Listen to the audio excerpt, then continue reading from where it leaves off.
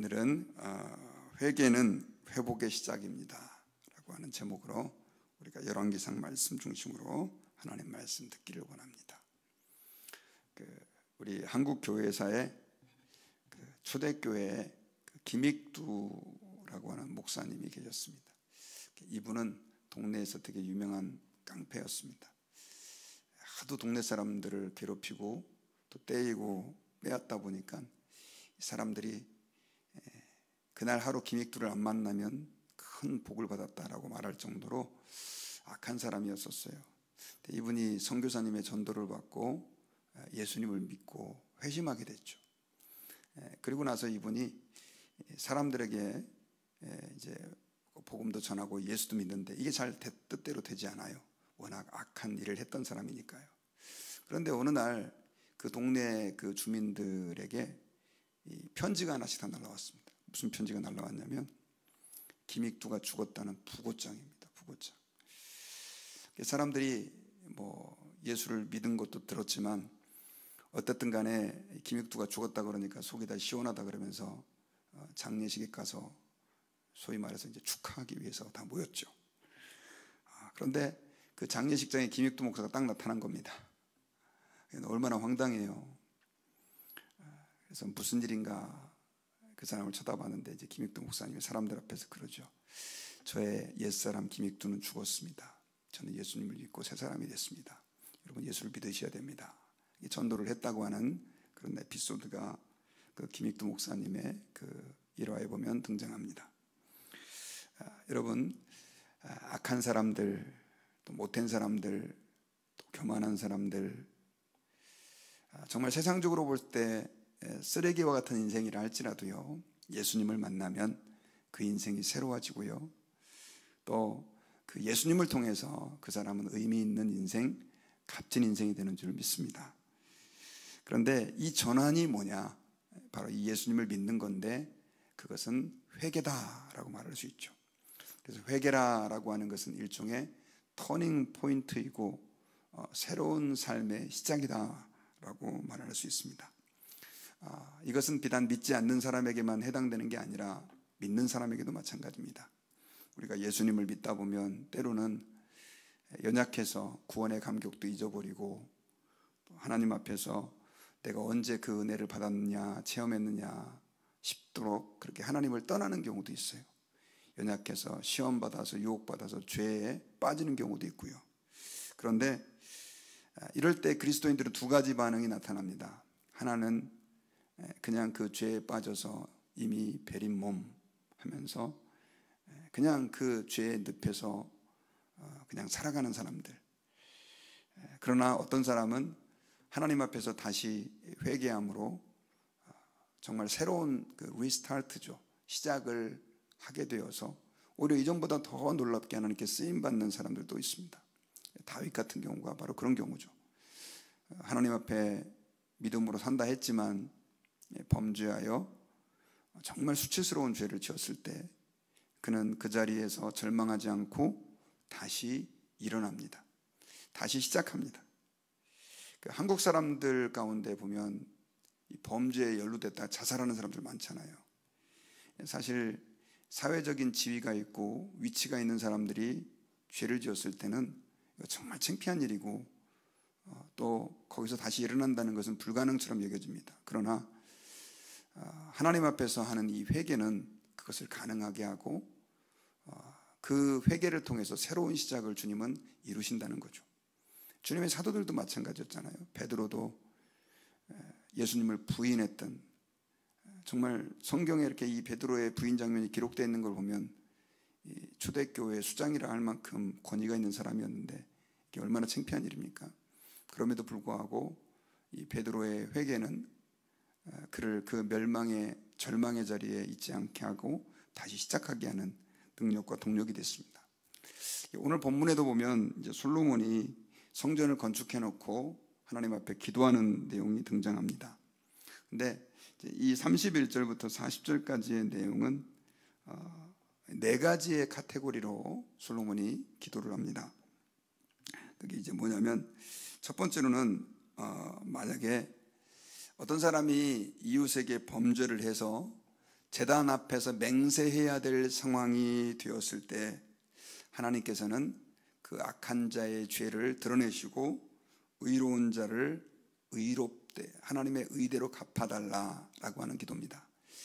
자, 이거 무슨 상황이냐면 오늘날 같이 과학기술이 발달하지 않은 옛날이었기 때문에 만약에 이런 상황을 한번 가정해 보자고요. 어떤 사람이 자기 물건을 잃어버렸습니다. 굉장히 중요한 물건을 잃어버렸는데 아무리 찾아도 없는데 우연히 친구 집에 갔는데 그 집에 있는 거예요. 이 친구는 너무 이게 이제 이 물건을 잃어버린 사람은 황당해가지고 너 이거 어떻게 된 거냐 그랬더니 내가 이거 길에서 주운 거라고. 근데 이 사람이 그것을 그 집에서 훔쳐갔을 가능성도 있잖아요. 근데 CCTV가 있는 것도 아니고 그런 경우는 이제 너무 억울하니까 이걸 갖다가 재판정에다가 호소를 하면 재판을 해야 되는데 끝까지 만약 이 친구가 나는 훔치지 않았다, 우연히 길에서 주웠다, 혹은 내가 우연히 시장 갔다가 이것은 샀다, 네 건지 몰랐다 이렇게 주장하는 경우 끝까지 판결이 안 되는 거예요. 증인도 안 되고. 그런 경우는 하나님의 제단 앞에 데려와 가지고 맹세하도록 했습니다. 네가 하는 말이 진짜냐. 그래서 하나님이 판단하시도록 하는, 제가 지금 한 가지 예를 들었지만 이건 출애굽기 22장에 나오는 내용이거든요. 이런 경우에는 하나님께서 그 사람을 선악간에 판단하도록 맡기는 거죠. 지금 솔로몬이 드리고 있는 첫 번째 기도는 하나님께서 어떤 사람이 범죄해서 맹세시킴을 받고 그가 와서 이 성전의 주의 제단 앞에서 맹세하거든 하면서 32절에 주는 하늘에서 들으시고 행하되 주의 종들을 심판하사 악한 자의 죄를 정하여 그 행위대로 머리를 돌리시고 의로운 자를 의롭다 하사 그의 의로운 바대로 갚으소서라고 말하면서 하나님께서 공의를 행하시도록 그렇게 기도를 하고 있습니다. 그리고 두 번째로는 이 범죄의 그 대가로 인해 가지고 하나님 앞에서 특별히 이 적과의 전쟁에서 패배하고 그렇게 포로로 끌려갔을 때, 이럴 때 만약에 이 백성들이 하나님 앞에서 자신의 죄를 인정하고 회개하면 주님께서 저희들의 죄를 용서해 주시고 그리고 포로된 땅에서 돌아오게 해달라라고 하는 것이 두 번째 솔로몬의 기도였어요. 33절에 보면 만일 주의 백성 이스라엘이 주께 범죄하여 적국 앞에 패하게 되므로 주께로 돌아와서 주의 이름을 인정하고 이 성전에서 주께 기도하고 간구하거든 주는 하늘에서 들으시고 주의 백성 이스라엘의 죄를 사하시고 그들의 조상들에게 주신 땅으로 돌아오게 하옵소서. 자, 여기서부터 이제 솔로몬이 우리 백성들이 하나님께 범죄해서 전쟁에서 패배하고 회개하거든 다시 회복시켜달라라고 하는 그 회개의 기도를 들어주셔서 이 백성을 회복시켜달라라고 하는 기도를 지금 드리고 있는 겁니다. 그리고 세 번째 기도는 이 범죄의 대가로 만약에 비가 오지 않아서 하나님께서 우리를 가뭄으로 심판했을 때 우리가 회개하고 기도하면 우리의 죄를 사해 주시고 마땅히 행할 선한 길을 저에게 가르쳐 주시고 그리고 하나님께서 기업어 주신 이 땅에 비를 내려달라라고 하는 내용입니다. 35절에 만일 그들이 주께 범죄함으로 말미암아 하늘이 닫히고 비가 없어서 주께 벌을 받을 때 이곳을 향하여 기도하며 주의 이름을 찬양하고 그들의 죄에서 떠나거든 주는 하늘에서 들으사 주의 종들과 주의 백성 이스라엘의 죄를 사하시고 그들이 마땅히 행할 선한 길을 가르쳐 주시오며 주의 백성에게 기업으로 주신 주의 땅에 비를 내리시옵소서. 자, 만약에 우리가 회개하면 이 가뭄을 그쳐주시고 비를 내려주십시오 라고 하는 기도를 세 번째로 드리고 있고요. 네 번째로는 이것도 마찬가지로 이제 회개의 기도인데요. 만약에 기근이라고 하는 것은 이제 먹을 것이 부족한 상태죠. 기근이나 혹은 전염병, 또 곡식이 시들고 깐부기, 메뚜기, 황충이 우리의 먹을 걸 다 먹어버렸을 때, 엄청난 흉년이 들었을 때, 또 적이 포위해서 재앙이나 질병이 들었을 때, 근데 이 상황을 하나님 앞에 우리가 범죄해서 주님이 우리를 심판할 때라고 솔로몬은 얘기를 하고 있습니다. 그때 만약에 우리가 하나님께 나와서 이 지으신 성전을 향해 기도하면 하나님께서는 우리 백성의 죄를 사해 주시고 용서해달라라고 하는 기도를 드리고 있습니다. 37절에 만일 이 땅에 기근이나 전염병이 있거나 곡식이 시들거나 깐부기가 나거나 메뚜기나 황충이 나거나 적국이 와서 성읍을 에워싸거나 무슨 재앙이나 무슨 질병이 있든지 막론하고 한 사람이나 혹 주의 백성 이스라엘이 다 각각 자기 마음에 재앙을 깨닫고 이 성전을 향하여 손을 펴고 무슨 기도나 무슨 간구를 하거든 주는 계신 곳 하늘에서 들으시고 사하시며 각 사람의 마음을 아시오니 그들의 모든 행위대로 행하사 갚으시옵소서. 이런 기도를 드리고 있죠. 자, 4가지의 기도입니다. 첫 번째 것은 조금 이제 회개하고 직접 관계는 없지만 두 번째, 세 번째, 네 번째는요, 재앙이 내릴 때, 전쟁에서 패배할 때 우리가 하나님 앞에서 죄를 깨닫고 성전을 향해서 기도하면 두 손을 펴고 하나님께 간절히 간구하며 기도할 때 주님을 회복시켜 달라고 그렇게 기도를 하고 있는 것이죠. 자, 솔로몬이 이렇게 기도한 것은 뭐냐면 하나님은 회개할 때 우리를 회복시키신다라고 하는 것을 확실하게 알고 있었기 때문에 그렇습니다. 특별히 성전이다라고 하는 것은 어저께 말씀드린 것처럼 하나님의 임재를 상징하는 곳이라고 그랬죠. 하나님은 꼭 그 성전에만 계시는 건 아니었어요. 그러나 이스라엘 백성들이 가시적으로 볼 때 가장 하나님이 저곳에 계시는 것처럼 느낄 수 있는 곳이 성전이었습니다.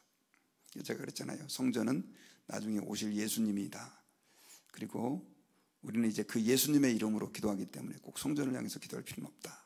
그런 말씀을 드렸는데 어쨌든 그렇게 기도할 때 주님은 우리를 회복시켜 주신다라고 하는 믿음을 가지고 솔로몬은 기도한 겁니다. 저는 이 솔로몬의 기도가 굉장히 성경적인 기도다. 또 하나님의 마음에 합한 기도였다라고 믿습니다. 이것은 또한 오늘날 이 시대를 살고 있는 우리에게 회개가 어떤 것인지를 가르쳐주는 중요한 능력이 됩니다. 하나님 앞에서요, 아까 이 솔로몬이 언급했던 이 3가지 상황은 범죄의 대가로 인해서 피폐해진 상황인 거죠. 그들이 하나님 앞에 범죄해서 전쟁에서 패배하고 비가 오지 않고 전염병이 들고, 물론 이런 자연재해들을 전부가 다 우리가 하나님의 심판이다 이렇게 해석하는 건 좀 무리가 있습니다. 그런데 많은 경우 국가적인 기근병이라든가 자연재해는 하나님께서 우리에게 하시고자 하시는 말씀들이 있는 경우가 많아요. 그래서 6.25 때, 6.25 전쟁이 났을 때 북한군에 의해서 우리나라가 불과 며칠 만에 이 낙동강 그 부분까지 다 빼앗겨 버렸잖아요. 그때 정말 목사님들이, 장로님들이 다 모여가지고 마지막 그 부산 땅에서 하나님 앞에서 하나님 이 민족을 살려달라고 그렇게 회개했다고 그러잖아요. 특별히 그들이 많이 회개했던 게 뭐냐면 신사참배의 죄였었어요. 일본 시대, 일제 시대에 그 일본의 천황에게 예배하는 의식, 그 국민의례 하듯이 아침마다 천황을 향해서 절을 해야 되는 그런 짓을, 그런 의례를 교회가, 노회가, 교단이 공인을 했어요. 신사참배의 죄를 간절하게 회개를 하고 하나님께서 이 죄 때문에 아마 이 땅에 전쟁이 나게 했다라고 믿었습니다. 저는 역사적으로 봤을 때 상당히 타당성이 있는 그런 해석이라고 생각을 해요. 그랬을 때 하나님께서는 정말 놀랍게 기적적인 방법으로 메가더 장군이 인천으로 상륙작전을 성공해서 정말 국가가 기적적으로 살 수 있는 그런 기회를 허락해 주셨습니다. 그때도 회개였고요.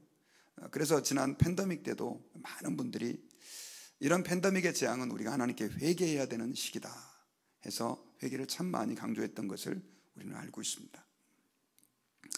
우리가 이 땅을 살아갈 때 이런 국가적인 재앙, 또 문제, 어려움들, 시련이 올 때 우리는 그걸 잘 다 이해할 수 없을 때가 있어요. 그러나 그때 그 시련을 극복할 수 있는 방법은 우리가 하나님께 내가 어디서 범죄했는가라고 하는 걸 돌아보고 회개하는 겁니다. 간절하게 회개하는 거예요. 그러면 하나님은 우리를 회복시켜 주십니다. 이건 개인의 삶에서도 마찬가지예요. 우리가 살다 보면 주님 뜻대로 산다고 하는데 때로는 연약하고 미련해서 하나님의 뜻이 어디 있는지 잘 모를 때가 있잖아요. 육신의 정욕에 끌리고 세상의 흐름에 나도 모르게 쓸려가지고 그렇게 하나님이 싫어하는 죄를 지을 수 있습니다. 그런데 때로는 저는 이렇게 믿어요. 우리가 하나님 앞에서 잘못했을 때 주님은 징계의 매를 드십니다. 그때 우리가 내가 범죄했구나라고 하는 걸 깨달으면 포기하지 마시고, 안 믿는 사람처럼 이제 나는 끝인가 보다 이렇게 생각하지 마시고 회개의 자리로 나오면 그 회개의 자리가 새로운 시작의 자리가 될 수 있다는 사실을 우리는 성경을 통해서 기억해야 합니다. 베드로도 마찬가지고 다윗도 마찬가지고. 그렇다 그래서 어떤 사람들은 죄 지어도 괜찮다, 회개만 하면 된다 이렇게 얘기하는 사람들이 있어요. 이건 잘못된 이단 사설입니다. 그것은 아주 위험한 거예요.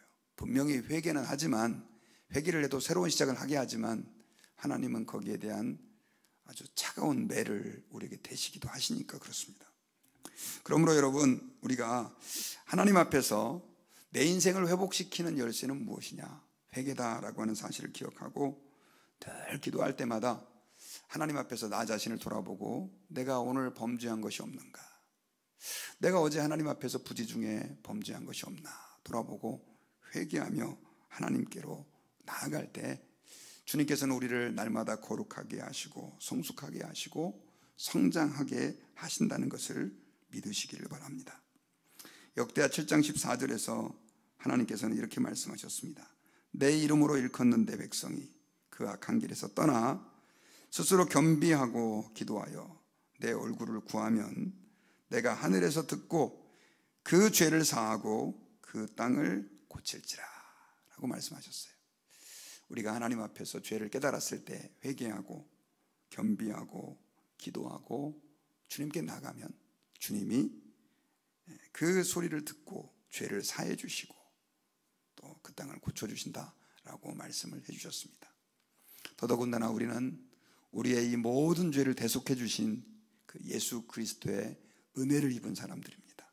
그러니 설령 연약하여 우리가 범죄했다 할지라도 절대로 낙심하지 마시고 하나님 앞에 나가서 회개하고 주의 은혜를 구하면 주님께서는 그 절망의 자리, 패배의 자리가 새로운 시작의 자리가 되게 해 주실 것으로 믿습니다. 오늘 말씀의 결론을 맺겠습니다. 오늘 말씀은 솔로몬이 성전을 봉헌해 놓고 하나님 앞에 기도하는 내용입니다. 그는 특별히 4가지의 카테고리로 기도를 했는데 이 4가지의 카테고리는 하나님 앞에서 우리가 범죄했을 때 이전을 향해 회개하면 주님이 회복시켜 주시다, 회복시켜 주옵소서라고 하는 기도였습니다. 여러분, 오늘날도 마찬가지입니다. 살다 보면 우리는 연약해서 범죄하지만 때로는 무지해서 실수하지만 하나님 앞에 그때 깨닫고 무릎 꿇고 회개하고 진심으로 주님께 돌아간다면 주님은 그때 우리를 다시 회복해 하시는 그 놀라운 일들을 이루어 주실 것으로 믿습니다. 같이 기도하겠습니다.